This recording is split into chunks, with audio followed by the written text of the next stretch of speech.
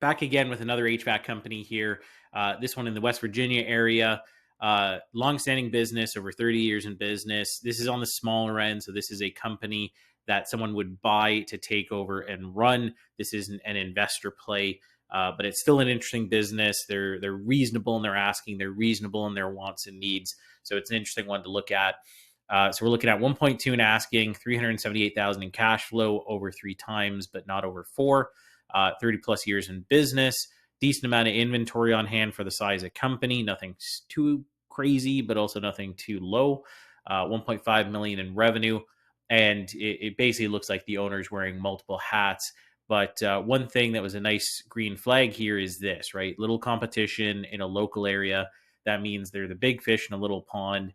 As much as that might not sound great, that's actually a good scenario to be in. It usually means that they're turning away a lot of work.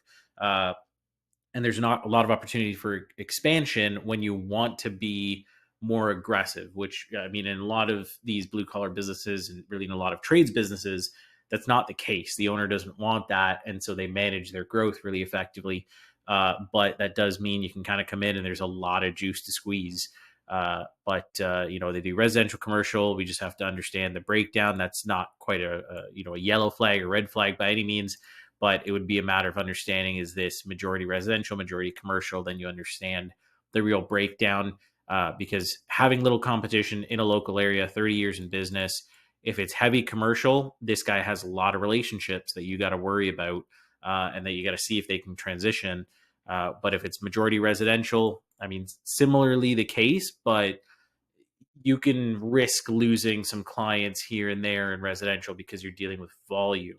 Whereas one commercial job, even just a small strip mall, will make up for the revenue of 10 or 20 residential. So you got to be wary of that. Real estate's owned. You'd probably want to negotiate this as part of the deal and structure, and try and offset some of the SBA requirement or some of the loan requirement, or even better, negotiate a better seller finance note here by negotiating a long-term lease on that real estate with an option to buy it eventually. And because otherwise, if you buy the real estate right away, your debt service isn't going to work. So you got to make sure you count for that.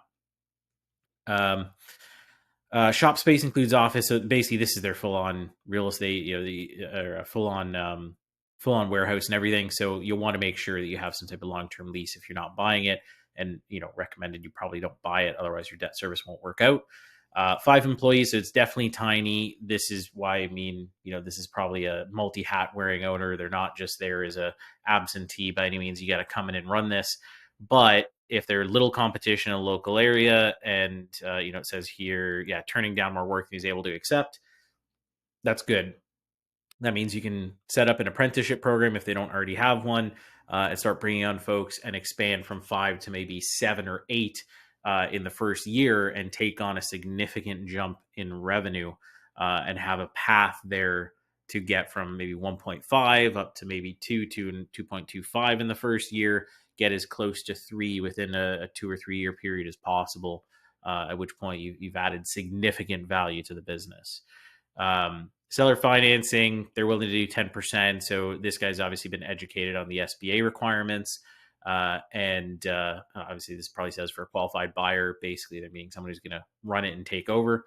And this is a green flag among all green flags. Obviously retirement's good. This is good, but this is like the best of the best, right? Owner is willing to remain in the business long enough to assure a smooth transition. Now, what they think that might mean is probably going to be different than what we might look at it as meaning. I would look at that as meaning, well, if it takes 12 months, it takes 12 months. If it takes 24 months, it takes 24 months. If it takes 3 years because you have a lot of commercial relationships, so be it. They might think that is 6 months, but the fact they're at least thinking about it is always good.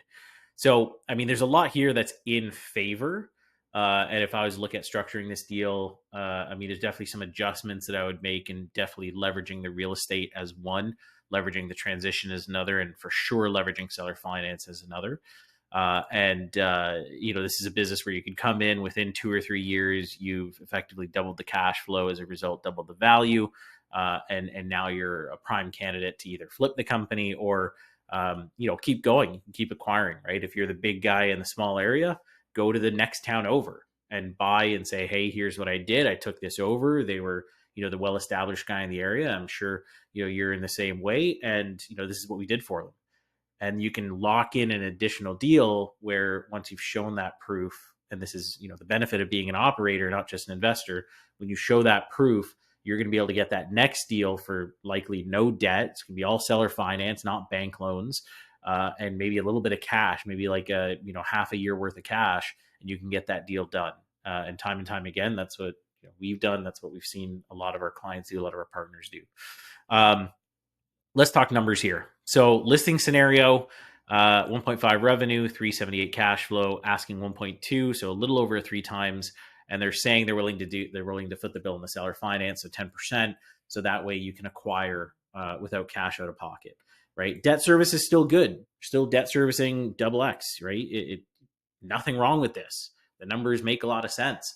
You're still cash flowing good amount. You obviously don't know the responsibilities of the owner at this stage. You'd have to go and do that due diligence.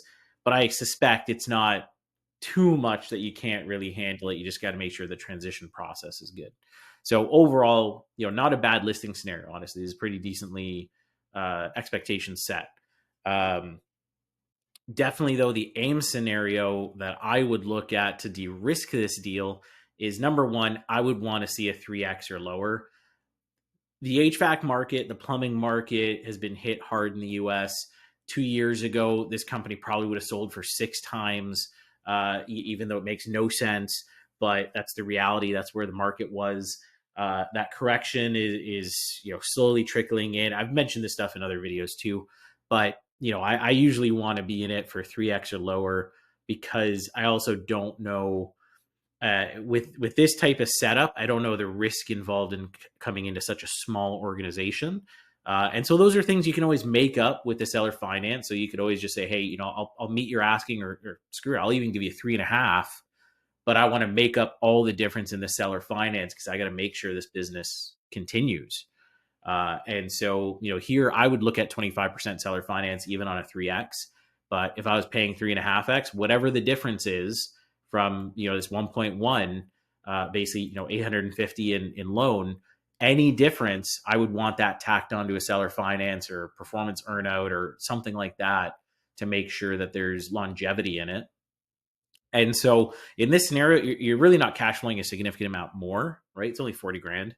But that 40 grand can make a difference, because if the owner's wearing a lot of hats, you need to bring in a general manager or something along those lines, or maybe you need some extra cash to start your apprenticeship program so you can start bringing these folks in, and you need to be able to cover that and working capital and everything else. 40 grand at the end of the year will make a lot of difference.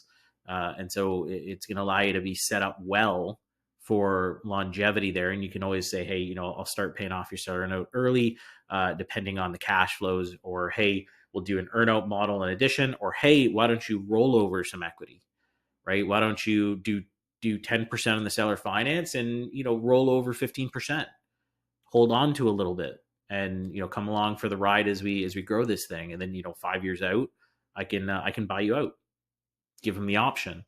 Owners that really like their business will like those options, and the SBA is amenable to a lot of it with new updates in the last couple of years.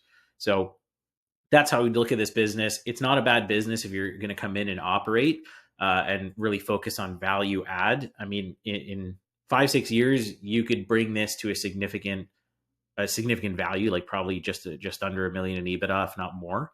At which point, significant more value. I mean, you basically 3x the value of the business.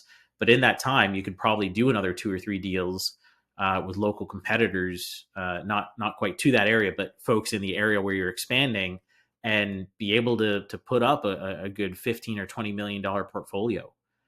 You can definitely do that. And when you're the operator, you have a lot more leeway on that. I've seen it time and time again when we were acquiring as well, folks that would do that. They'd buy in on the small end. They'd prove some value in the first year of operation, make sure that they can grow it. And then they'd basically take that and approach every single person in the area, because they would know them through vendors and otherwise at that point, and just say, hey, here's what I've done. Do you want me to do the same? We can get you, a nice little buyout. We'll pay you a reasonable amount. We'll do it all seller finance because, I'm in the area, I operate, we have strong background, and they did a deal year over year for a few years. and they built up significant portfolios. And you could easily do the same here.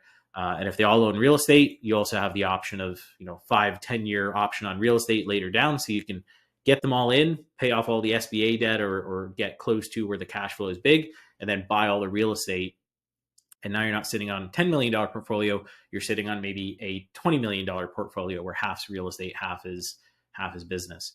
So a lot of opportunity here. It's a good deal. I would definitely take a look at this. It's a nice little one. Obviously, I don't have a partner for this in West Virginia. We don't have any partners in that area. But if you're in that area, interesting one to look at.